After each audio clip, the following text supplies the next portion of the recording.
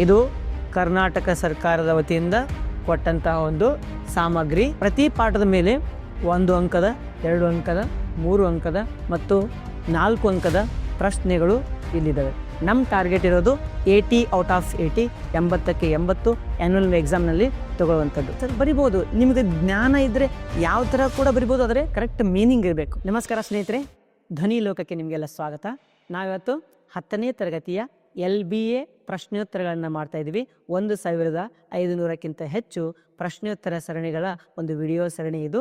ಈ ಸರಣಿಯಲ್ಲಿ ನಾವು ಆಮ್ಲಗಳು, ಪ್ರತ್ಯಾಮ್ಲಗಳು ಮತ್ತು ಲವಣಗಳು ಅಂತಕ್ಕಂತಹ ಪಾಠದ 1 ಅಂಕದ ಎಲ್ಲ ರೀತಿಯ ಪ್ರಶ್ನೆಗಳನ್ನು ಡಿಸ್ಕಸ್ ಮಾಡ್ಕೊತ ಹೋಗೋಣಂತೆ. ವಿಡಿಯೋ ನಿಮಗೆ ಚೆನ್ನಾಗಿ ಅನಿಸಿದರೆ ಲೈಕ್ ಮಾಡಿ, ಶೇರ್ ಮಾಡಿ, ಸಬ್ಸ್ಕ್ರೈಬ್ ಮಾಡಿ, ಬೆಲ್ ಐಕನನ್ನು ಒತ್ತಿ ಆಲ್ ಅಂತ ಕೊಡಿ. ನನ್ನ ಎಲ್ಲ ವಿಡಿಯೋಗಳು ನಿಮಗೆ ಸಿಗ್ತವೆ. ಸರಿನಾ? ಬನ್ನಿ 1 ಅಂಕದ ಪ್ರಶ್ನೆಗಳನ್ನ ನೋಡ್ಕೊತ ಹೋಗೋಣಂತೆ. 17ನೇ ಪ್ರಶ್ನೆ, ತಟಸ್ಥೀಕರಣ ಕ್ರಿಯೆ ಎಂದರೇನು ಅಂತ ಇದೆ.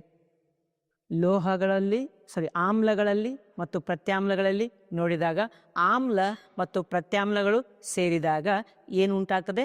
ಲವಣ ಮತ್ತು ನೀರು ಉಂಟಾಗ್ತದೆ. ಈ ಒಂದು ಕ್ರಿಯೆಗೆ ನಾವು ಏನಂತ ಕರಿತೀವಿ? ತಟಸ್ಥೀಕರಣ ಕ್ರಿಯೆ ಎಂದು ಕರೆಯುತ್ತೇವೆ. ಸರಿನಾ? ಆಮ್ಲ ಮತ್ತು ಪ್ರತ್ಯಾಮ್ಲಗಳು ಕೂಡಿದಾಗ ಲವಣ ಮತ್ತು ನೀರು ಉಂಟಾಗುವಂತಹ ರಾಸಾಯನಿಕ ಕ್ರಿಯೆಗೆ ತಟಸ್ಥೀಕರಣ ಕ್ರಿಯೆ ಎಂದು ಕರೆಯುತ್ತೇವೆ. ಉದಾಹರಣೆ ಬೇಕು ಅಂತಂದರೆ, ಉದಾಹರಣೆ ಕೇಳಿಲ್ಲ, ಉದಾಹರಣೆ ಬೇಕು ಅಂತಂದರೆ ಏನು ಬರೀಬೇಕು ನೀವು? NaOH plus HCl arrow mark NaCl plus H2O ಅಂತ ಹೇಳಬೇಕು. 18ನೇ ಪ್ರಶ್ನೆ ಸುಂದರವಾದಂತಹ ಪ್ರಶ್ನೆ ಇದು. ಪ್ಲಾಸ್ಟರ್ ಆಫ್ ಪ್ಯಾರಿಸ್ ಅನ್ನು ತೇವಾಂಶ ನಿರೋಧಕ ಸಂಗ್ರಾಹಕಗಳಲ್ಲಿ ಸಂಗ್ರಹಿಸಿ ಇಡಬೇಕು. ವೈಜ್ಞಾನಿಕ ಕಾರಣ ಕೊಡಿ. ಪ್ಲಾಸ್ಟರ್ ಆಫ್ ಪ್ಯಾರಿಸ್ ಅಂತಕ್ಕಂತಹ ಒಂದು ಪೌಡರ್, ಈ ಪೌಡರ್ CaSO4.12H2O ಅಂತ ನಾವು ಹೇಳ್ತೀವಿ. ಇದು ಯಾವಾಗ ಉಂಟಾಗ್ತದೆ? ಜಿಪ್ಸಮ್ ಪೌಡರನ್ನು ನಾವು 270 ಡಿಗ್ರಿ ಸೆಲ್ಸಿಯಸ್ ಅಥವಾ ಕೆಲ್ವಿನ್ಗೆ, ಅದು 373 ಕೆಲ್ವಿನ್, 100 ಡಿಗ್ರಿ ಸೆಲ್ಸಿಯಸ್, 100 ಡಿಗ್ರಿ ಸೆಲ್ಸಿಯಸ್ಗೆ ಅಥವಾ 373 ಕೆಲ್ವಿನ್ಗೆ ಹೀಟ್ ಮಾಡಿದಾಗ ಅದೇನಾಗ್ತದೆ? ಜಿಪ್ಸಮ್ ಇದ್ದಿದ್ದು ಪ್ಲಾಸ್ಟರ್ ಆಫ್ ಪ್ಯಾರಿಸ್ ಆಗ್ತದೆ. ಇಲ್ಲಿ ನೋಡಿ, ಇದನ್ನು ನಿಮಗೆ ಎಕ್ಸ್ಪ್ಲೇನ್ ಮಾಡ್ತಾ ಇದ್ದೀನಿ, ಬಟ್ ಬರೆಸ್ತಾ ಇಲ್ಲ. ಮೊದಲು ಎಕ್ಸ್ಪ್ಲನೇಷನ್ ಕೇಳಿ ಆಮೇಲೆ ಉತ್ತರ ಬರೆಯೋರಂತೆ. CaSO4.2H2O ಅಂತಕ್ಕಂಥದ್ದು ಇದು ಜಿಪ್ಸಮ್. ಏನಿದು? ಜಿಪ್ಸಮ್. ಇದನ್ನು ನೀವು ಉಷ್ಣ ಕೊಟ್ರಿ, ಹೀಟ್ ಮಾಡಿದ್ರಿ ಅಂತಂದರೆ ಅವಾಗ ಏನಾಗ್ತದೆ? CaSO4.12H2O ಪ್ಲಸ್ 1.25 H2O ಹೊರಗೆ ಹೋಗ್ಬಿಡ್ತದೆ. 1.25 H2O ಹೊರಗೆ ಹೋಗ್ಬಿಡ್ತದೆ ಹೀಟ್ ಮಾಡಿದಾಗ. ಇದೇನು ಬರ್ತದಲ್ಲ, ಇದೇ ಪ್ಲಾಸ್ಟರ್ ಆಫ್ ಪ್ಯಾರಿಸ್. ಒಂದು ವೇಳೆ ಇದು ತೇವಾಂಶಕ್ಕೆ ತೆರೆದಿಟ್ಟಿವಿ ಅಂತ ತಿಳ್ಕೊಳ್ಳಿ, ತೇವಾಂಶದಲ್ಲಿನ ನೀರನ್ನು ಹೀರಿಕೊಂಡು ಮತ್ತೆ ಗಟ್ಟಿಯಾದಂತಹ ಜಿಪ್ಸಮ್ ಆಗ್ತದೆ. ಇದು ಗಟ್ಟಿಯಾದಂತಹ ಜಿಪ್ಸನ್, ಗಟ್ಟಿಯಾಗಿರ್ತದೆ. ಇದೇನಿದು? ಮೃದುವಾಗಿರ್ತದೆ ಪೌಡರ್. ಯಾವಾಗ ಈ POPಯನ್ನು ನಾವು ಗಾಳಿಯಲ್ಲಿ ತೆರೆದಿರ್ತೀವೋ, ಗಾಳಿಯಲ್ಲಿನ ನೀರಿನೊಂದಿಗೆ ವರ್ತಿಸಿ ಮತ್ತೆ ಏನಾಗ್ಬಿಡ್ತದೆ? ಅದು ಜಿಪ್ಸಮ್ ಪೌಡರ್ ಆಗಿಬಿಡ್ತದೆ. ಜಿಪ್ಸಮ್ ಪೌಡರ್ ಅನ್ನೋದಕ್ಕಿಂತ ಜಿಪ್ಸಮ್ ಗಡ್ಡೆಗಳು ಆಗ್ತವೆ. ಹಾಗಾಗಿ ನಾವು ಈ ಒಂದು POPಯನ್ನು ಏನು ಮಾಡಬಾರ್ದು? ತೆರೆದು ಇಡಬಾರ್ದು. ತೆರೆದಿಟ್ಟಾಗ ಅದು ತೇವಾಂಶಕ್ಕೆ ವರ್ತನೆ ಹೊಂದುತ್ತದೆ. ಸರಿನಾ? ಉತ್ತರ ಹೆಂಗೆ ಬರಿಬೇಕು ಅಂತಂದರೆ, ಪ್ಲಾಸ್ಟರ್ ಆಫ್ ಪ್ಯಾರಿಸ್ ಅನ್ನು ತೇವಾಂಶ ನಿರೋಧಕ ಸಂಗ್ರಾಹಕಗಳಲ್ಲಿ ಸಂಗ್ರಹಿಸಿ ಇಡಬೇಕು. ಏಕೆಂದರೆ ವಾತಾವರಣದಲ್ಲಿನ ತೇವಾಂಶದೊಂದಿಗೆ ವರ್ತಿಸಿ ಪ್ಲಾಸ್ಟರ್ ಆಫ್ ಪ್ಯಾರಿಸ್ ಇದು ಜಿಪ್ಸಮ್ ಗಡ್ಡೆಗಳಾಗಿ ಉಂಟಾಗುತ್ತದೆ. ಹಾಗಾಗಿ ಇವುಗಳನ್ನು ನಾವು ಸಂಗ್ರಹಿಸಿ ಇಡಬೇಕು. ಎಲ್ಲಿ? ತೇವಾಂಶರಹಿತವಾದಂಥ ಡಬ್ಬಗಳಲ್ಲಿ. 19ನೇ ಪ್ರಶ್ನೆ, ಉಭಯವರ್ತಿ ಆಕ್ಸೈಡ್ಗಳು ಎಂದರೇನು ಅಥವಾ ಉಭಯಧರ್ಮಿ ಆಕ್ಸೈಡ್ಗಳು ಎಂದರೇನು ಅಂತ ಇದೆ.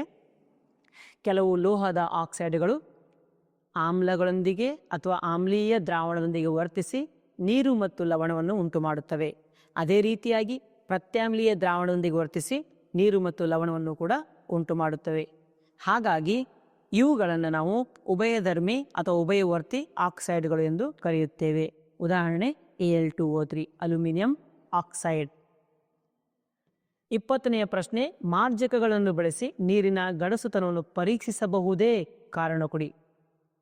ಮಾರ್ಜಕಗಳನ್ನು ಬಳಸಿ ನೀರಿನ ಗಡಸುತನವನ್ನು ಪರೀಕ್ಷಿಸಲು ಸಾಧ್ಯವಿಲ್ಲ. ಏಕೆಂದರೆ ಗಡಸು ನೀರಿನಲ್ಲಿ ಮ್ಯಾಗ್ನೀಷಿಯಂ ಮತ್ತು ಕ್ಯಾಲ್ಸಿಯಂ ಕಣಗಳು ಇರುತ್ತವೆ, ಅಯಾನುಗಳು ಇರುತ್ತವೆ. ಈ ಅಯಾನುಗಳ ಜೊತೆಗೆ ಮಾರ್ಜಕಗಳು ಯಾವುದೇ ವರ್ತನೆ ಮಾಡುವುದಿಲ್ಲ. ಹಾಗಾಗಿ ಮಾರ್ಜಕಗಳನ್ನು ನಾವು ನೀರಿನ ಗಡಸುತನಕ್ಕೆ ಪರೀಕ್ಷೆಗೆ ಎಂದು ಉಪಯೋಗ ಮಾಡಲು ಸಾಧ್ಯವಿಲ್ಲ. ಅದು ಬೇರೆ ಮಾತು. ನಾವೇನು ಮಾಡ್ಬೋದು, ಮಾರ್ಜಕಗಳನ್ನು ಗಡಸುತನದ ನಿವಾರಣೆಗೆ ಉಪಯೋಗ ಮಾಡ್ಬೋದು. ನಿವಾರಣೆ ಬೇರೆ, ಪತ್ತೆ ಹಚ್ಚುವುದು ಬೇರೆ. ನಿವಾರಣೆ ಮಾಡ್ಬೋದು ನಾವು, ಆದರೆ ಪತ್ತೆ ಹಚ್ಚಲು ಅಲ್ಲ. ಮುಂದಿನ ಪ್ರಶ್ನೆ 21ನೇ ಪ್ರಶ್ನೆ, ವಸ್ತುಗಳ ಆಮ್ಲೀಯ ಮತ್ತು ಪ್ರತ್ಯಾಮ್ಲೀಯ ಸ್ವಭಾವಗಳಿಗೆ ಕಾರಣವಾದ ಅಯಾನುಗಳನ್ನು ತಿಳಿಸಿ. ವಸ್ತುಗಳು ಆಮ್ಲೀಯವಾಗಿದ್ದರೆ H+ ಅಯಾನುಗಳು, ಪ್ರತ್ಯಾಮ್ಲೀಯವಾದರೆ OH- ಅಯಾನುಗಳೇ ಕಾರಣವಾಗುತ್ತವೆ. H+ ಅಯಾನುಗಳು ಅಂತ ಬರೀರಿ, OH- ಅಯಾನುಗಳು. 22ನೇದು, ವಾಷಿಂಗ್ ಸೋಡಾದ 2 ಉಪಯೋಗಗಳನ್ನು ತಿಳಿಸಿ. ವಾಷಿಂಗ್ ಸೋಡಾವನ್ನು ಲಾಂಡ್ರಿಗಳಲ್ಲಿ ಬಟ್ಟೆಯನ್ನು ತೊಳೆಯಲು ಉಪಯೋಗಿಸುತ್ತಾರೆ, ಬಟ್ಟೆಯನ್ನು ಶುಚಿಗೊಳಿಸಲು. ಅದಾದ ನಂತರ ಮನೆ ಬಳಕೆಯ ವಸ್ತುಗಳು ಅಥವಾ ಮನೆಯನ್ನು ಸ್ವಚ್ಛವಾಗಿರಿಸಲು ಏನು ಬರ್ತಾವಲ್ರಿ ಡಿಟರ್ಜೆಂಟ್ಗಳು, ಅವುಗಳಲ್ಲಿಯೂ ಕೂಡ ವಾಷಿಂಗ್ ಸೋಡಾವನ್ನು ಉಪಯೋಗಿಸುತ್ತಾರೆ. ಪೇಪರ್ ತಯಾರಿಕೆಯಲ್ಲಿ ಉಪಯೋಗಿಸುತ್ತಾರೆ. ಗ್ಲಾಸ್ ಇಂಡಸ್ಟ್ರಿ ಒಳಗಡೆ ಉಪಯೋಗಿಸುತ್ತಾರೆ ಏನು, ವಾಷಿಂಗ್ ಸೋಡಾವನ್ನು. ಮುಂದಿನ ಪ್ರಶ್ನೆ 23ನೇ ಪ್ರಶ್ನೆ, 1 ml ಅಸಿಟಿಕ್ ಆಮ್ಲವನ್ನು 1 ml ಸೋಡಿಯಂ ಹೈಡ್ರಾಕ್ಸೈಡ್ ದ್ರಾವಣದೊಂದಿಗೆ ಮಿಶ್ರಣ ಮಾಡಿದಾಗ ದೊರೆಯುವ ಲವಣದ ಸ್ವಭಾವವನ್ನು ಸೂಕ್ತ ಕಾರಣದೊಂದಿಗೆ ನಿರ್ಧರಿಸಿ. ಇಲ್ಲಿ ಅಸಿಟಿಕ್ ಆಮ್ಲವು ದುರ್ಬಲ ಆಮ್ಲವಾಗಿದೆ, ಸೋಡಿಯಂ ಹೈಡ್ರಾಕ್ಸೈಡ್ ಪ್ರಬಲ ಪ್ರತ್ಯಾಮ್ಲವಾಗಿದೆ. ಪ್ರಬಲ ಪ್ರತ್ಯಾಮ್ಲವು ದುರ್ಬಲ ಆಮ್ಲದೊಂದಿಗೆ ವರ್ತಿಸಿದಾಗ ನಮಗೆ ಪ್ರತ್ಯಾಮ್ಲೀಯ ಲವಣ ಮತ್ತು ನೀರು ದೊರೆಯುತ್ತದೆ. ಹಾಗಾಗಿ ಇಲ್ಲಿ ದೊರೆಯುವ ಲವಣ ಪ್ರತ್ಯಾಮ್ಲೀಯವಾಗಿರುತ್ತದೆ ಅಂತ ಬರೆದರೆ ಸಾಕು. 24ನೇ ಪ್ರಶ್ನೆ, ಸಾರೀಕೃತ ಆಮ್ಲವನ್ನು ಹೇಗೆ ಸಾರರಿಕ್ತಗೊಳಿಸಲಾಗುವುದು ವಿವರಿಸಿ. 1 ಅಂಕ ಕೊಟ್ಟು ವಿವರಿಸಿ ಅಂತ. ಸಾರೀಕೃತ ಏನಿದಾವೆ ಆಮ್ಲ, ಸಾರೀಕೃತ ಆಮ್ಲವನ್ನು ಹನಿ ಹನಿಯಾಗಿ ನೀರಿನೊಂದಿಗೆ ಬೆರೆಸುತ್ತಾ ಹೋಗಬೇಕು ಮತ್ತು ನಿಧಾನಕ್ಕೆ ಕುಲುಕುತ್ತಾ ಹೋಗಬೇಕು. ಇಲ್ಲಿ ಜಾಗರೂಕತೆಯನ್ನು ವಹಿಸಬೇಕಾಗುತ್ತದೆ, ಏಕೆಂದರೆ ಇದು ಬಹಿರುಷ್ಣಕ ಕ್ರಿಯೆಯಾಗಿದೆ. ಸ್ವಲ್ಪವೂ ಯಾಮಾರಿದರೆ ಸ್ಫೋಟ ಉಂಟಾಗುವ ಸಾಧ್ಯತೆ ಇರುತ್ತದೆ ಅಂತ ಬರೀರಿ. 25ನೇ ಪ್ರಶ್ನೆ, ಲಿಟ್ಮಸ್ ಕಾಗದಗಳನ್ನು ಉಪಯೋಗಿಸಿ ಆಮ್ಲವನ್ನು ಹೇಗೆ ಪತ್ತೆ ಹಚ್ಚುವಿರಿ. ಆಮ್ಲಗಳನ್ನು ಪತ್ತೆ ಹಚ್ಚಲು ನಾವು ನೀಲಿ ಲಿಟ್ಮಸ್ ಕಾಗದವನ್ನು ಅದ್ದಿದಾಗ ಅದು ಕೆಂಪು ಬಣ್ಣಕ್ಕೆ ಬದಲಾಗುತ್ತದೆ. ಇದರಿಂದ ಆ ದ್ರಾವಣ ಆಮ್ಲೀಯವಾಗಿದೆ ಎಂದು ತಿಳಿದು ಬರುತ್ತದೆ. ಮುಂದಿನ ಪ್ರಶ್ನೆ 26ನೇ ಪ್ರಶ್ನೆ, ಆಮ್ಲ ಎಂದರೇನು. ರಾಸಾಯನಿಕ ವಸ್ತುಗಳು ಹುಳಿ ರುಚಿಯಾಗಿದ್ದು ನೀರಿನೊಂದಿಗೆ ಸೇರಿದಾಗ H+ ಅಯಾನುಗಳನ್ನು ಬಿಡುಗಡೆ ಮಾಡುವ ಮತ್ತು ನೀಲಿ ಲಿಟ್ಮಸ್ ಕಾಗದವನ್ನು ಕೆಂಪು ಬಣ್ಣಕ್ಕೆ ಬದಲಾಯಿಸುವ ವಸ್ತುಗಳಿಗೆ ನಾವು ಆಮ್ಲಗಳು ಎಂದು ಕರೆಯುತ್ತೇವೆ. 27ನೆಯ ಪ್ರಶ್ನೆ, ಪ್ರತ್ಯಾಮ್ಲದೊಂದಿಗೆ ಲೋಹವು ವರ್ತಿಸಿದಾಗ ಉಂಟಾಗುವ ರಾಸಾಯನಿಕ ಕ್ರಿಯೆಗೆ ಒಂದು ಸಮೀಕರಣವನ್ನು ಬರೆಯಿರಿ. ಏನೇನಿದೆ ಇಲ್ಲಿ, ಪ್ರತ್ಯಾಮ್ಲದೊಂದಿಗೆ ಲೋಹ, ಪ್ರತ್ಯಾಮ್ಲ ತಗೊಳ್ಳೋಣ, ಒಂದು ಲೋಹ ತಗೊಳ್ಳೋಣ. ಏನೇನು ತಗೊಂತೀರಿ, ಪ್ರತ್ಯಾಮ್ಲ ತಗೊಳ್ಳೋಣ. ಯಾವುದು ಪ್ರತ್ಯಾಮ್ಲ, NaOH ಪ್ರತ್ಯಾಮ್ಲ ಪ್ಲಸ್ Zn ಒಂದು ಲೋಹ. ಪ್ರತ್ಯಾಮ್ಲದೊಂದಿಗೆ ಲೋಹಗಳು ವರ್ತಿಸಿದಾಗ ಲೋಹದ ಲವಣ ಮತ್ತು ಹೈಡ್ರೋಜನ್ ಅನಿಲ ಬಿಡುಗಡೆ ಆಗುತ್ತದೆ. ಲೋಹದ ಲವಣ ಅಂತಂದರೆ Na2ZnO2 ಪ್ಲಸ್ H2 ಅಂತ ಬರ್ತದೆ. Na2ZnO2 ಅಂದರೆ ಇಲ್ಲಿ 2 ಅಂತ ಗುಣಾಕಾರ ಮಾಡ್ತೀನಿ. 2 Na ಅದು, Zn ಒಂದಿದೆ ತೊಂದರೆ ಇಲ್ಲ, ಆಕ್ಸಿಜನ್ 2 ಇದೆ ತೊಂದರೆ ಇಲ್ಲ, ಹೈಡ್ರೋಜನ್ 2 ಇದೆ ತೊಂದರೆ ಇಲ್ಲ. ಹಾಗಾಗಿ ಇದೇನಾಗ್ತದೆ, ಸೋಡಿಯಂ ಜಿಂಕೇಟ್ ಆಗ್ತದೆ. ಸೋಡಿಯಂ ಜಿಂಕೇಟ್ ಅಂತ ನೀವು ಬರೀಬಹುದು. ಇದು ಸರಿಯಾದ ಉತ್ತರ ಆಗ್ತದೆ. ಇದು ಅಕ್ವೇಯಸ್ ಅಂತ ಬರೀರಿ, ಇದು ಸಾಲಿಡ್ ಬರೀರಿ. ಇದು ಸಾಲಿಡ್ ಬರೀತೀರ, ಇದನ್ನು ಅಕ್ವೇಯಸ್ ಬರೆದು ನಡೀತದೆ. ಅದಾದಂಥ ಇದು ಗ್ಯಾಸ್ ಅಂತ ಬರೀರಿ, ಅನಿಲ ಅಂತ ಬರೀರಿ. ಮುಂದಿನ ಪ್ರಶ್ನೆ 28. ಸುಣ್ಣದ ತಿಳಿನೀರಿಗೆ ಗಾಳಿ ಊದಿದಾಗ ಉಂಟಾಗುವ ಪ್ರಕ್ಷೇಪ ಯಾವುದು. ಸುಣ್ಣದ ತಿಳಿನೀರು ಅಂತಂದರೆ CaOH ಟ್ವಾಯ್ಸ್ ಪ್ಲಸ್ ಗಾಳಿ ಅಂತಂದರೆ CO2 ಇರ್ತದೆ. CO2 CaOH ನೊಂದಿಗೆ ವರ್ತಿಸಿದಾಗ CaCO3 ಕ್ಯಾಲ್ಸಿಯಂ ಕಾರ್ಬೋನೇಟ್ ಅಂತಕ್ಕಂತಹ ಒಂದು ಪ್ರಕ್ಷೇಪ ಉಂಟಾಗುತ್ತದೆ. ಇಲ್ಲಿ ಉತ್ತರ ಕ್ಯಾಲ್ಸಿಯಂ ಕಾರ್ಬೋನೇಟ್. ಮುಂದಿನ ಪ್ರಶ್ನೆ 29ನೆಯ ಪ್ರಶ್ನೆ, ಆಮ್ಲಗಳು ಲೋಹದ ಕಾರ್ಬೋನೇಟ್ ಮತ್ತು ಲೋಹದ ಹೈಡ್ರೋಜನ್ ಕಾರ್ಬೋನೇಟ್ನೊಂದಿಗೆ ವರ್ತಿಸಿದಾಗ ಬಿಡುಗಡೆಯಾಗುವ ಅನಿಲ ಯಾವುದು ಅಂತ ಹೇಳ್ತಾರೆ. ಆಮ್ಲಗಳು ಲೋಹದ ಕಾರ್ಬೋನೇಟ್ ಮತ್ತು ಲೋಹದ ಹೈಡ್ರೋಜನ್ ಕಾರ್ಬೋನೇಟ್ನೊಂದಿಗೆ ವರ್ತಿಸಿದಾಗ ಕಾರ್ಬನ್ ಡೈಆಕ್ಸೈಡ್ ಅನಿಲ ಬಿಡುಗಡೆ ಆಗ್ತದೆ. ಯಾವ ಅನಿಲ? ಕಾರ್ಬನ್ ಡೈಆಕ್ಸೈಡ್ ಅನಿಲ ಬಿಡುಗಡೆ ಆಗುತ್ತದೆ. 30ನೇ ಪ್ರಶ್ನೆ, ಲೋಹದ ಆಕ್ಸೈಡ್ಗಳನ್ನು ಪ್ರತ್ಯಾಮ್ಲೀಯ ಆಕ್ಸೈಡ್ಗಳು ಎನ್ನುವರು ಏಕೆ? ಲೋಹದ ಆಕ್ಸೈಡ್ಗಳನ್ನು ಪ್ರತ್ಯಾಮ್ಲೀಯ ಆಕ್ಸೈಡ್ಗಳು ಎನ್ನುವರು ಏಕೆ ಅಂತ ಪ್ರಶ್ನೆ ಕೇಳ್ತಾ ಇದ್ದಾರೆ. ಲೋಹದ ಆಕ್ಸೈಡ್ಗಳು ಆಮ್ಲಗಳೊಂದಿಗೆ ವರ್ತಿಸಿದಾಗ ಲವಣ ಮತ್ತು ನೀರು ಉಂಟು ಮಾಡುತ್ತವೆ. ಹಾಗಾಗಿ ಇದು ತಟಸ್ಥೀಕರಣ ಕ್ರಿಯೆಗೆ ಉದಾಹರಣೆಯಾಗಿದ್ದು, ಇಲ್ಲಿ ಲೋಹದ ಆಕ್ಸೈಡ್ಗಳು ಪ್ರತ್ಯಾಮ್ಲೀಯವಾಗಿ ವರ್ತಿಸುತ್ತವೆ ಅಂತ ನೀವು ಬರಿಬಹುದು. ಉದಾಹರಣೆ ಕೇಳಿದ್ರೆ ಉದಾಹರಣೆ ಬರಿಬೋದು. ನೀವು ಏನಂತ ಬರೀತೀರಾ? ಲೋಹದ ಆಕ್ಸೈಡ್ ಅಂತಂದರೆ ಒಂದು ಲೋಹ ತೋರಿ, ZnO ತಗೋರಿ. ZnO ಅಂತಕ್ಕಂಥದ್ದು ಲೋಹದ ಆಕ್ಸೈಡ್. ಲೋಹದ ಆಕ್ಸೈಡ್ ಏನಿರ್ತವ್ರಿ? ಪ್ರತ್ಯಾಮ್ಲೀಯವಾಗಿರುತ್ತವೆ. ಉತ್ತರ ಏನು ಬರೀತಾರೆ? ಇನ್ನೊಮ್ಮೆ ಹೇಳ್ತೀನಿ ಕೇಳಿ. ಲೋಹದ ಆಕ್ಸೈಡ್ಗಳು ಆಮ್ಲಗಳೊಂದಿಗೆ ವರ್ತಿಸಿದಾಗ ನೀರು ಮತ್ತು ಲವಣ ಉಂಟು ಮಾಡುತ್ತವೆ. ಇದು ತಟಸ್ಥೀಕರಣ ಕ್ರಿಯೆ ರೀತಿಯಾಗಿದ್ದು ಲೋಹದ ಆಕ್ಸೈಡ್ಗಳು ಪ್ರತ್ಯಾಮ್ಲೀಯವಾಗಿದೆ ಎಂದು ತೋರಿಸಿಕೊಡುತ್ತದೆ. ಅಲೋಹೀಯ ಆಕ್ಸೈಡ್ಗಳು ಆಮ್ಲೀಯವಾಗಿರುತ್ತವೆ ಏಕೆ ಅಂತ ಕೇಳ್ತಾರೆ, ಅಥವಾ ಆಮ್ಲೀಯ ಅಂತ ಕರಿತೀವಿ ಏಕೆ ಅಂತೇಳಿ. ಅಲೋಹೀಯ ಆಕ್ಸೈಡ್ಗಳು ಪ್ರತ್ಯಾಮ್ಲಗಳೊಂದಿಗೆ ವರ್ತಿಸಿದಾಗ ನೀರು ಮತ್ತು ಲವಣ ಉಂಟಾಗುತ್ತದೆ. ಇದು ತಟಸ್ಥೀಕರಣ ಕ್ರಿಯೆಯ ರೀತಿಯಲ್ಲಿಯೇ ಇದ್ದು ಇಲ್ಲಿ ಅಲೋಹೀಯ ಆಕ್ಸೈಡ್ಗಳು ಪ್ರತ್ಯಾಮ್ಲೀಯವಾಗಿ ಅಲ್ಲ ಆಮ್ಲೀಯವಾಗಿ ವರ್ತಿಸುತ್ತವೆ ಅಂತ ನಾವು ಬರಿಬೇಕಾಗ್ತದೆ. 32ನೇ ಪ್ರಶ್ನೆ, ಕ್ಷಾರಗಳು ಎಂದರೇನು? ಕೆಲವು ಲೋಹದ ಆಕ್ಸೈಡ್ಗಳು ನೀರಿನೊಂದಿಗೆ ಕರಗಿ, ಉದಾಹರಣೆಯಾಗಿ sodium oxide, magnesium oxide, lithium oxide, ಈ ಆಕ್ಸೈಡ್ಗಳೇನಿದಾವಲ್ಲ ನೀರಿನೊಂದಿಗೆ ವರ್ತಿಸಿ ಮತ್ತು ನೀರಿನಲ್ಲಿ ಕರಗುತ್ತವೆ. ನೀರಿನಲ್ಲಿ ಕರಗಿ ಪ್ರತ್ಯಾಮ್ಲವನ್ನು ಉಂಟು ಮಾಡ್ತವೆ. ಪ್ರತ್ಯಾಮ್ಲವನ್ನು ಉಂಟು ಮಾಡಿದಾಗ ಅವುಗಳಿಗೆ ಕ್ಷಾರ ಲೋಹಗಳು ಅಂತ ಕರಿತೀವಿ, ಕ್ಷಾರಗಳು ಅಂತ ಕರಿತೀವಿ. ಅರ್ಥ ಆಯ್ತಾ? ಉದಾಹರಣೆ ಬೇಕಂತಂದರೆ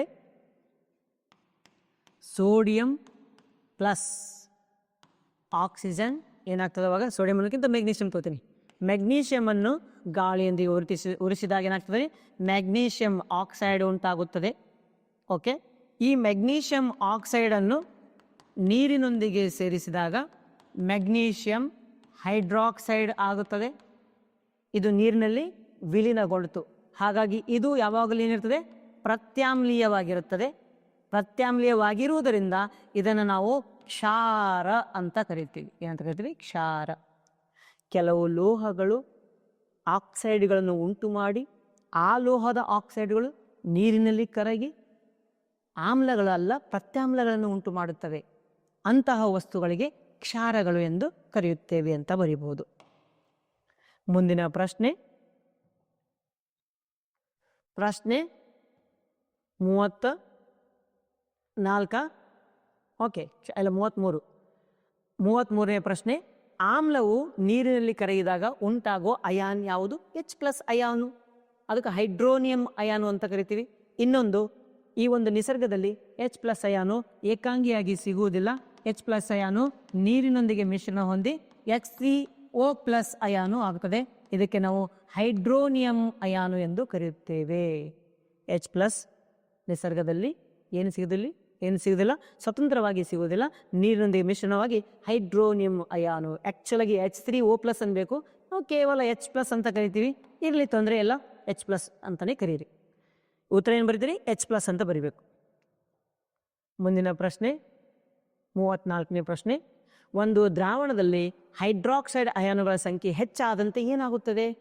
ಹೈಡ್ರಾಕ್ಸೈಡ್ ಅಂದರೆ OH- ಹೆಚ್ಚಾದರೆ ಪ್ರತ್ಯಾಮ್ಲೀಯತೆ ಹೆಚ್ಚಾಗ್ತದೆ, pH ಮೌಲ್ಯ ಹೆಚ್ಚಾಗುತ್ತದೆ. pH ಮೌಲ್ಯ ಹೆಚ್ಚಾಗುತ್ತದೆ ಮತ್ತು ಪ್ರತ್ಯಾಮ್ಲೀಯತೆ ಹೆಚ್ಚಾಗುತ್ತದೆ ಅಂತ ಬರೆದರೆ ಸಾಕು. ಮುಂದಿನ ಪ್ರಶ್ನೆ, ಆಮ್ಲಮಳೆಯ pH ಮೌಲ್ಯ ಎಷ್ಟು? 5.6 ಸರಾಸರಿ. 36ನೇ ಪ್ರಶ್ನೆ, ಚೆಲುವೆ ಪುಡಿಯ ರಾಸಾಯನಿಕ ಹೆಸರೇನು? CaOCl2 calcium oxychloride. Calcium oxychloride CaOCl2. ಹೆಸರು ಕೇಳಿದ್ರೆ ಕ್ಯಾಲ್ಸಿಯಂ ಆಕ್ಸಿಕ್ಲೋರೈಡ್ ಅಂತ ಬರೀರಿ. ಅಣುಸೂತ್ರ ಕೇಳಿದರೆ CaOCl2 ಅಂತ ಬರೆಯಿರಿ. ಚೆಲುವೆ ಪುಡಿ ತಯಾರಿಕೆಯ ರಾಸಾಯನಿಕ ಸಮೀಕರಣವನ್ನು ಬರೆಯಿರಿ. ಚೆಲುವೆ ಪುಡಿ ತಯಾರು ಮಾಡಬೇಕು ಅಂತಂದರೆ ನಿಮ್ಗೇನು ಬೇಕಾಗ್ತದೆ? ಕ್ಯಾಲ್ಸಿಯಂ ಹೈಡ್ರಾಕ್ಸೈಡ್ ಬೇಕಾಗುತ್ತದೆ. ಕ್ಯಾಲ್ಸಿಯಂ ಹೈಡ್ರಾಕ್ಸೈಡ್ನೊಂದಿಗೆ ನಾವು ಕ್ಲೋರಿನ್ ಅನಿಲವನ್ನು ಹಾಯಿಸಿದಾಗ ನಮಗೇನು ಸಿಗ್ತದೆ? ಕ್ಯಾಲ್ಸಿಯಂ ಆಕ್ಸಿಕ್ಲೋರೈಡ್ ಸಿಗ್ತದೆ. ಪ್ಲಸ್ ಏನು ಉಳಿತು ಈಗ ಉಳಿದಿದ್ದು? ಕ್ಯಾಲ್ಸಿಯಂ ಆಕ್ಸಿಕ್ಲೋರೈಡ್, ಒಂದು HCl ಉಳಿತದೆ ಅಂತ ಅನಿಸುತ್ತೆ. ಕರೆಕ್ಟಾ? 2 ಆಕ್ಸಿಜನ್ ಇದ್ದರೆ 1 ಆಕ್ಸಿಜನ್ H2O ಸಿಗ್ತದೆ ಅಂತ ಅನಿಸುತ್ತೆ. ಏನು ಸಿಗುತ್ತೆ ರೀ? H2O ಸಿಗಬಹುದು. ಚೆಕ್ ಮಾಡಿ. ಕ್ಯಾಲ್ಸಿಯಂ ಇದೆ, ಆಕ್ಸಿಜನ್ 2 ಇರಬೇಕಾ? ಆಕ್ಸಿಜನ್ 1 ಆಕ್ಸಿಜನ್ ಅಲ್ಲಿ ಐತೆ, ಇನ್ನೂ 1 ಆಕ್ಸಿಜನ್ ಅಲ್ಲಿ ಐತಿ, ತೊಂದರೆ ಇಲ್ಲ. ಹೈಡ್ರೋಜನ್ 2 ಇರಬೇಕಾ? ಹೈಡ್ರೋಜನ್ 2 ಅಲ್ಲಿದೆ. ಕ್ಲೋರಿನ್ 2 ಇರಬೇಕಾ? ಓಕೆ, ತೊಂದರೆ ಇಲ್ಲ, ಪರ್ಫೆಕ್ಟ್ ಇದೆ. ಕ್ಯಾಲ್ಸಿಯಂ ಆಕ್ಸಿಕ್ಲೋರೈಡ್ ನಮಗೆ ಸಿಕ್ತು. ಇದು ನಮ್ಗೆ ಏನಂತ ಕರಿತೀವಿ? ಅಕ್ವೇಸ್ ಅಂತ ಹೇಳ್ಬೋದು, ಸಾಲಿಡ್ ಅಂತ ಹೇಳ್ಬೋದು, ಇದನ್ನು ಲಿಕ್ವಿಡ್ ಅಂತ ಹೇಳಿ, ಇದನ್ನು ಬೇಕಾದರೆ ಅಕ್ವೇಸ್ ಅಂತ ಹೇಳಿ, ಇದನ್ನು ಬೇರೆ ಗ್ಯಾಸ್ ಅಂತ ಹೇಳಿ. ಅರ್ಥ ಆಯ್ತಾ? ಕ್ಯಾಲ್ಸಿಯಂ ಆಕ್ಸಿಕ್ಲೋರೈಡ್ ಸಿಗುತ್ತದೆ. ಇದಕ್ಕೆ ನಾವು ಚೆಲುವೆ ಪುಡಿ ಅಂತ ಕರಿತೀವಿ. ಮುಂದಿನ ಪ್ರಶ್ನೆ 38ನೆಯ ಪ್ರಶ್ನೆ, ಬೇಕಿಂಗ್ ಪುಡಿ ಅಂದರೆ ಏನು? ಸರ್, ಬೇಕಿಂಗ್ ಪೌಡರ್ ಗೊತ್ತಿದೆ. ಬೇಕಿಂಗ್ ಪೌಡರ್ ಅಂತಂದರೆ ಸೋಡಿಯಂ ಹೈಡ್ರೋಜನ್ ಕಾರ್ಬೋನೇಟ್ NaHCO3 ಅಂತ ಕರಿತೀವಿ. ಆದರೆ ಬೇಕಿಂಗ್ ಪುಡಿ ಅಂತ ಹೇಳಿದರೆ, ಪೌಡರ್ ಅಂತ ಹೇಳಿದರೆ, ಹೌದಾ? ಬೇಕಿಂಗ್ ಪೌಡರ್ ಅಂತ ಹೇಳಿದರೆ ಇದು ಏನಂತ? ಬೇಕಿಂಗ್ ಪುಡಿ ಅಂತೆ. ಬೇಕಿಂಗ್ ಪೌಡರ್ ಬೇರೆ, ಬೇಕಿಂಗ್ ಪುಡಿ ಬೇರೆ ಏನು? ಹೌದು, ಬೇಕಿಂಗ್ ಪುಡಿ ಬೇರೆ ಆಗ್ತದೆ. ಬೇಕಿಂಗ್ ಪುಡಿಯಲ್ಲಿ ಇದಕ್ಕೆ ಉಬ್ಬು ಪುಡಿ ಅಂತಲೂ ಕರಿತೀವಿ ನಾವು. ಇದನ್ನು ನಾವು ಬ್ರೆಡ್ಡು ಬನ್ನುಗಳ ತಯಾರಿಕೆಯಲ್ಲಿ ಉಪಯೋಗ ಮಾಡ್ತೀವಿ. ಬನ್ನುಗಳ ತಯಾರಿಕೆಯಲ್ಲಿ ಇದರಲ್ಲಿ ಏನಿರ್ತದೆ ಆ್ಯಕ್ಚುಯಲ್ ಆಗಿ ಅಂತಂದರೆ, ಬೇಕಿಂಗ್ ಪೌಡರ್ ಇರ್ತದೆ, NaHCO3 ಇರ್ತದೆ, ಮತ್ತು ಒಂದು ಆಮ್ಲ ಇರ್ತದೆ. ಇವೆರಡರ ಮಿಶ್ರಣವನ್ನು ನಾವೇನಂತ ಕರಿತೀವಿ? ಬೇಕಿಂಗ್ ಪುಡಿ ಅಂತ ಕರಿತೀವಿ. ಅರ್ಥ ಆಗ್ತದೆ ನಿಮಗೆ? ಇಲ್ಲಿ ನೋಡಿ, ಬೇಕಿಂಗ್ ಪುಡಿ ಅಂತಂದರೆ ಅಲ್ಲಿ ಒಂದು ಆಮ್ಲ ಇರ್ತದೆ ಮತ್ತು ಅದರಲ್ಲಿ ಕನ್ನಡದಲ್ಲಿ ಬೇಕಿಂಗ್ ಪೌಡರ್ ಅನ್ನು ಬೇಕಿಂಗ್ ಪೌಡರ್ ಅಥವಾ ಒದಗು ಪುಡಿ ಅಥವಾ ಅಡುಗೆ ಪುಡಿ ಅಥವಾ ಉಬ್ಬು ಪುಡಿ ಎಂದು ಕರೆಯುತ್ತಾರೆ. ಉಬ್ಬು ಪುಡಿ ಎಂದು ಕೂಡ ಕರೆಯುತ್ತಾರೆ. ಇದು ಅಡುಗೆಯಲ್ಲಿ ಕೇಕ್ಗಳು ಮತ್ತು ಬ್ರೆಡ್ಗಳನ್ನು ಉಬ್ಬಿಸಲು ಸಹಾಯ ಮಾಡುವ ಒಂದು ಹುದುಗುವಿಕೆ ಏಜೆಂಟ್, ಲಿವ್ನಿಂಗ್ ಏಜೆಂಟ್ ಕರಿತೀವಿ. ಹುದುಗುವಿಕೆ ಏಜೆಂಟ್ ಆಗಿದ್ದು ಸೋಡಿಯಂ ಬೈಕಾರ್ಬೋನೇಟ್ ಮತ್ತು ಆಮ್ಲದ ಮಿಶ್ರಣವಾಗಿದೆ. ನೋಡಿ, ಸೋಡಿಯಂ ಹೈಡ್ರೋಜನ್ ಕಾರ್ಬೋನೇಟ್ ಮತ್ತು ಆಮ್ಲದ ಮಿಶ್ರಣವನ್ನು ನಾವು ಬೇಕಿಂಗ್ ಪುಡಿ ಅಂತ ಕರಿತೀವಿ. ನೆನ್ಪಿಟ್ಕೊಳ್ಳಿ, ಏನು? ಸೋಡಿಯಂ ಬೈಕಾರ್ಬೋನೇಟ್ ಮತ್ತು ಆಮ್ಲದ ಮಿಶ್ರಣವನ್ನು ನಾವು ಬೇಕಿಂಗ್ ಪುಡಿ ಅಂತ ಕರೆಯುತ್ತೇವೆ. ಮುಂದಿನ ಪ್ರಶ್ನೆ, ಬೇಕಿಂಗ್ ಪುಡಿ ಅಂದರೆ ಆಯ್ತಾ? ವಾಷಿಂಗ್ ಸೋಡಾದ ಅಣುಸೂತ್ರ. ವಾಷಿಂಗ್ ಸೋಡಾದ ಅಣುಸೂತ್ರ Na2CO3.10H2O, sodium carbonate .10H2O. Washing ಸೋಡಾದ ಅಣುಸೂತ್ರ ಮತ್ತು ಹಾಗೂ ರಾಸಾಯನಿಕ ಹೆಸರು ತಿಳಿಸಿ. ಸೋಡಿಯಂ ಕಾರ್ಬೋನೇಟ್ ಹೇಳಿದ್ನಲ್ಲ, Na2CO3.10H2O. 40ನೇ ಪ್ರಶ್ನೆ, ಬೆಂಕಿ ಆರಿಸಲು ಉಪಕರಣಗಳಲ್ಲಿ ಉಪಯೋಗಿಸುವ ಅಗ್ನಿಶಾಮಕ ಲವಣ ಯಾವುದು? ಅದು ಯಾವುದು ಲವಣ? Na2CO3. ಬೇಕಿಂಗ್ ಪೌಡರ್ ಉಪಯೋಗ ಮಾಡ್ತೀವಿ. ಯಾವ ಪೌಡರ್ ಉಪಯೋಗ ಮಾಡ್ತೀವಿ? ಬೇಕಿಂಗ್ ಪೌಡರ್ ಅಂದರೆ NaHCO3. Na2CO3 ಅಲ್ಲ, NaHCO3ಯನ್ನು ನಾವು ಬೆಂಕಿಯನ್ನು ನಂದಿಸಲು ಉಪಯೋಗ ಮಾಡ್ತೀವಿ. ಬೆಂಕಿಯನ್ನು ನಂದಿಸಲು ಉಪಯೋಗ ಮಾಡ್ತೀವಿ. ಯಾವುದಪ್ಪ ಅದು? NaHCO3. ನೋಡಿ, ಇಲ್ಲಿ ಕೊಟ್ಟಿದ್ದಾರೆ. The primary salt used in soda acid is, soda acid extinguisher ಅಂತ ಕರಿತೀವಿ ನಾವು. ಸೋಡಾ ಅಂತ ಮೊದಲು ಬಂದ್ಬಿಡ್ತು. ಹಾಗಾಗಿ ಸೋಡಿಯಂ ಬೈಕಾರ್ಬನೇಟ್ ಅಥವಾ ಸೋಡಿಯಂ ಹೈಡ್ರೋಜನ್ ಕಾರ್ಬನೇಟನ್ನು ಬೇಕಿಂಗ್ ಸೋಡಾವನ್ನು ನಾವು ಉಪಯೋಗ ಮಾಡ್ತೀವಿ. ಅರ್ಥಾತ್ ಬೇಕಿಂಗ್ ಸೋಡಾ ಬೇರೆ, ಬೇಕಿಂಗ್ ಪುಡಿ ಬೇರೆ. ಬೇಕಿಂಗ್ ಸೋಡಾ ಅಂತಂದರೆ NaHCO3, ಬೇಕಿಂಗ್ ಪುಡಿ ಅಂತಂದರೆ NaHCO3 ಪ್ಲಸ್ ಒಂದು ಆಮ್ಲ. ಮುಂದಿನ ಪ್ರಶ್ನೆಗೆ ಹೋಗೋಣ. ಇಲ್ಲಿ ಉತ್ತರ ಏನ್ರಿ? NaHCO3, sodium bicarbonate. 41ನೇ ಪ್ರಶ್ನೆ, ಬ್ರೆಡ್ಡಿನ ಹಿಟ್ಟಿಗೆ ಅಡುಗೆ ಸೋಡಾ ಬೆರೆಸಿದಾಗ ಅದು ಉಬ್ಬುತ್ತದೆ ಏಕೆ? ಬ್ರೆಡ್ಡಿನ ಹಿಟ್ಟಿಗೆ ಅಡುಗೆ ಸೋಡಾ ಹಾಕಿ ಕೆಲವು ಹೊತ್ತು ಇರಿಸಿದಾಗ ಅದರಲ್ಲಿರ್ತಕ್ಕಂತಹ ಈಸ್ಟ್ಗಳು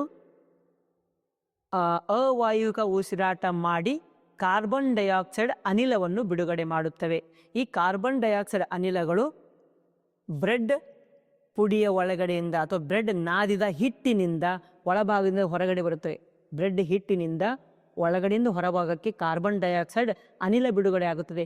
ಈ ಕಾರ್ಬನ್ ಡೈಆಕ್ಸೈಡ್ ಅನಿಲದಿಂದಲೇ ಅಲ್ಲಿ ರಂಧ್ರಗಳು ಉಂಟಾಗುತ್ತವೆ. ಈ ರಂಧ್ರಗಳಿಂದ ಬ್ರೆಡ್ಡು ಮೆತ್ತಗೆ ಆಗುತ್ತದೆ, ಫ್ಲಫಿ ಆಗುತ್ತದೆ ಅಂತ ನಾವು ಬರಿತೀವಿ. ಬ್ರೆಡ್ಡಿನ ಹಿಟ್ಟಿಗೆ ಅಡುಗೆ ಸೋಡಾ ಬೇಯಿಸಿದರೆ ಅದು ಉಬ್ಬುತ್ತದೆ. ಏಕೆಂದರೆ ಕಾರ್ಬನ್ ಡೈಆಕ್ಸೈಡ್ ಅನಿಲಗಳ ಬಿಡುಗಡೆಯಿಂದ. ಅದು ಯಾಕೆ ಅನಿಲಗಳು ಬಿಡುಗಡೆ ಆಗ್ತವೆ? ಈಸ್ಟ್ಗಳು ಅವಾಯಕ ಉಸಿರಾಟ ಮಾಡಿ ಕಾರ್ಬನ್ ಡೈಆಕ್ಸೈಡ್ ಅನಿಲ ಬಿಡುಗಡೆ ಮಾಡುತ್ತವೆ. ಹಾಗಾಗಿ ಆ ಅನಿಲಗಳ ಸಹಾಯದಿಂದ ಅದು ಉಬ್ಬುತ್ತದೆ. ಯಾವುದು? ಬ್ರೆಡ್ಡಿನ ಹಿಟ್ಟು. 42ನೇ ಪ್ರಶ್ನೆ, 100 ml ನೀರನ್ನು ಹೊಂದಿರುವ ಬೀಕರಿಗೆ 20 ml ನಷ್ಟು ಸಾರೀಕೃತ ಸೋಡಿಯಂ ಹೈಡ್ರಾಕ್ಸೈಡ್ ದ್ರಾವಣ ಸೇರಿಸಲಾಗಿದೆ. ಆ ದ್ರಾವಣ OH ಅಯಾನುಗಳ ಸಾರತೆ ಕಡಿಮೆಯಾಗುತ್ತದೆ. OH ಅಯಾನುಗಳ ಸಾರತೆ ಕಡಿಮೆಯಾಗುತ್ತದೆ ಮತ್ತು POH ಮೌಲ್ಯ ಅಥವಾ pH ಮೌಲ್ಯ ಕಡಿಮೆ ಆಗುತ್ತದೆ. ಹಾಗಾಗಿ ಆ ಒಂದು ಪ್ರತ್ಯಾಮ್ಲದ ಶಕ್ತಿಯೂ ಕೂಡ ಕಡಿಮೆ ಆಗುತ್ತದೆ. ಏನೇನು ಬರೀತೀರಿ? OH ಅಯಾನುಗಳ ಸಾರತೆ ಕಡಿಮೆ ಆಗುತ್ತದೆ ಮತ್ತು ಸೋಡಿಯಂ ಹೈಡ್ರಾಕ್ಸೈಡ್ ದ್ರಾವಣದ ಶಕ್ತಿಯೂ ಕೂಡ ಕಡಿಮೆಯಾಗುತ್ತದೆ. ಏಕೆಂದರೆ pH ನ ಮೌಲ್ಯ ಕಡಿಮೆ ಆಗುತ್ತದೆ. ಆಮ್ಲೀಯತೆ ಹೆಚ್ಚಾಗುತ್ತಾ ಹೋಗುತ್ತೆ, ಪ್ರತ್ಯಾಮ್ಲೀಯತೆ ಕಡಿಮೆ ಆಗುತ್ತದೆ. ಮುಂದಿನ ಪ್ರಶ್ನೆ 43ನೇ ಪ್ರಶ್ನೆ, ಕೆಳಗಿನ ಚಿತ್ರಗಳಲ್ಲಿ ಮೂಲಕ ವ್ಯಕ್ತಪಡಿಸಲಾದ ಪ್ರಯೋಗದಲ್ಲಿ ಬಿಡುಗಡೆಯಾಗುವ P ಮತ್ತು Q ಅನಿಲಗಳನ್ನು ಹೇಗೆ ಪತ್ತೆ ಹಚ್ಚುವುದಿರಿ ಅಂತ ಕೇಳಬೇಕು. ಅವರು ಕೇಳಿದ್ದಾರೆ, ಆನ್ಸರ್ ಮಾಡಬೇಕು, ನಾವು ಆನ್ಸರ್ ಮಾಡೋಣಂತೆ. ಏನಂತ? H2SO4 ಇದೆ, H2SO4 ಪ್ಲಸ್ Zn. H2SO4 ಸತುವಿನ ಚೂರುಗಳನ್ನು ಹಾಕಿದಾಗ ಹೈಡ್ರೋಜನ್ ಅನಿಲ ಬಿಡುಗಡೆ ಆಗುತ್ತದೆ. ಆ ಅನಿಲನ್ನು ಹೇಗೆ ಪರೀಕ್ಷಿಸುವಿರಿ? ಉರಿಯುತ್ತಿರುವ ಮೇಣದ ಬತ್ತಿಯನ್ನು P ಅನಿಲದ ಸಮೀಪ ತೆಗೆದುಕೊಂಡು ಬಂದಾಗ ಅದು ಪ ಎಂದು ಶಬ್ದ ಉಂಟು ಮಾಡುತ್ತದೆ. ಇದರಿಂದ P ಅನಿಲವು ಹೈಡ್ರೋಜನ್ ಅನಿಲ ಎಂದು ನಮಗೆ ತಿಳಿಯುತ್ತದೆ. ಇದು ಒಂದನೇ ಆನ್ಸರ್. ಎರಡನೇ ಆನ್ಸರ್, Q ಅನಿಲವನ್ನು ಕ್ಯಾಲ್ಸಿಯಂ ಹೈಡ್ರಾಕ್ಸೈಡ್ ಸುಣ್ಣದ ತಿಳಿನೀರಿನ ಮೇಲೆ ಹಾಯಿಸಿದಾಗ ಆ ಸುಣ್ಣದ ತಿಳಿನೀರು ಹಾಲಿನ ಬಣ್ಣಕ್ಕೆ ಬದಲಾಗುತ್ತದೆ. ಇದು Q ಅನಿಲ ಕಾರ್ಬನ್ ಡೈಆಕ್ಸೈಡ್ ಎಂದು ನಮಗೆ ತಿಳಿದು ಬರುತ್ತದೆ ಅಂತ ನಾವು ಹೇಳಬೇಕಾಗ್ತದೆ. ಇವೆಲ್ಲ 1 ಅಂಕದ ಪ್ರಶ್ನೆಗಳು. ಮುಂದಿನ ಭಾಗದ ವಿಡಿಯೋದಲ್ಲಿ ನಾವು 2 ಅಂಕದ ಪ್ರಶ್ನೆಗಳನ್ನು, 3 ಅಂಕದ ಪ್ರಶ್ನೆಗಳನ್ನು ನೋಡ್ಕೊತ ಹೋಗೋಣಂತೆ. ಈ ವಿಡಿಯೋ ನಿಮಗೆ ಚೆನ್ನಾಗಿ ಅನಿಸಿದರೆ ಲೈಕ್, ಶೇರ್, ಸಬ್ಸ್ಕ್ರೈಬ್ ಮಾಡೋದನ್ನು ಮರಿಬೇಡಿ. ಧನ್ಯವಾದಗಳು.